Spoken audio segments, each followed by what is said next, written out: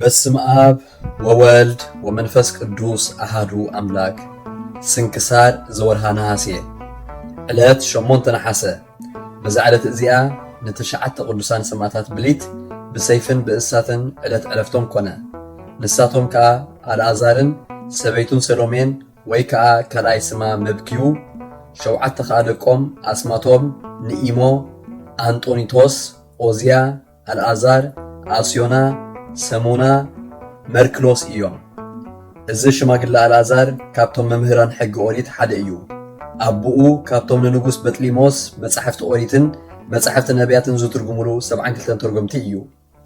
አልዓዛር ከዓ ካብ እግዚአብሔር ሊቀ ካህናትን ኣብ ህዝቢ እስራኤል ከዓ መስፍንን ተሾመ። ሰለስተ ካህናት ከዓ ኣብ ልዕሊኡ ተላዓሉ። አስማቶም ስምዖን፣ አልፍሞስ፣ መባልስ ይበሃሉ። ብቕናት ሰይጣን ኣቦኦም ተላዓልዎ። ናብኡ ኸይዶም እዚ ሽመት እዚ ግደፎ ንዓና እውን ብተራና ህዝቢ ኸነማሓድር ይግባአና እዩ በልዎ።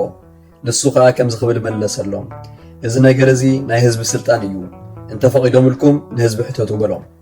ናብቶም ህዝቢ ኸይዶም ድማ ሓተትዎም። ህዝቢ ከዓ አልዓዛር ሓዊኹም ነዚ ሽመት ካብ እግዚኣብሔር እዩ ተቐቢልዎ፣ ንስኻትኩም ከዓ ንእግዚኣብሔር ሕተቱ በልዎም።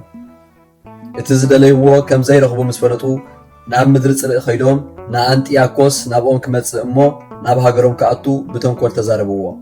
ንሳቶም ከዓ ከም ዝመሃርዎ ኣብ ከተማ ዓዶም ኣትዩ ዝደለይዎ ክገብር መኸርዎ።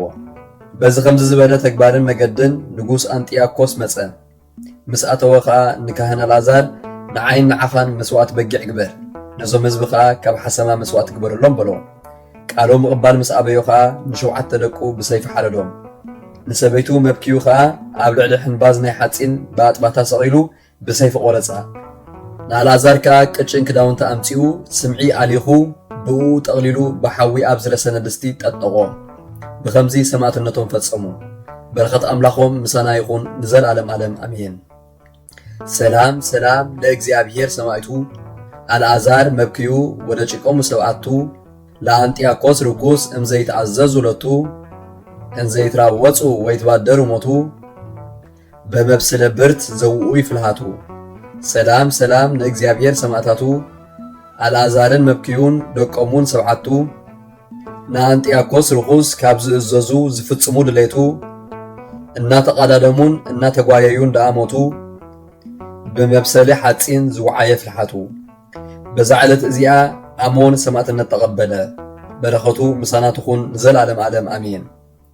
በዛ ዕለት እዚኣ ጽሙድ ኣቦ ኣባ ዮሃንስ ናይ ደብረ ሊባኖስ ኣበምኔት ዕረፈ። ንሱ ካብ ኣቡነ ተክለ ሃይማኖት ሻድሻይ እዩ። ነዛ ኣቦዚ ብብዝሒ ጽድቁን ተጋድልኡን ሓረይዎ። ኣብ መንበር ኣቡነ ተክለ ሃይማኖት ድማ ሸምዎ። ብዛዕብኡ እግዝእትነ ማርያም ትረኣዮ ኣኽናፋ ብኣምሳል ርግቢት ኣብ ልዕሊኡ ትዝርግሕ ነበረት ይበሃል እዩ። ንእግዚአብሔር ብብዙሕ ድኻም ባህ ምስ ኣበሎ ብ8 ነሐሰ ብሰላም ዕረፈ።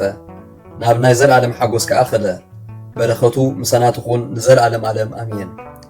ዘቕረብክዎ ማህልየት ኣዘኻኺረ ኣእላፍ ካብቶም ኣዘውቲሮም ዘገልግሉኻ ኩሉ ግዜ ብዘይምዕላፍ እንዳኸነብብ ተቐበል ናይ ድኽነተይ መጽሓፍ ዝገበርካ ጎይታ ናይታ መበለት መባእ ውኩፍ ካብ ዘእተዉ ሃብታማት ናይ ሃብቶም ተረፍ።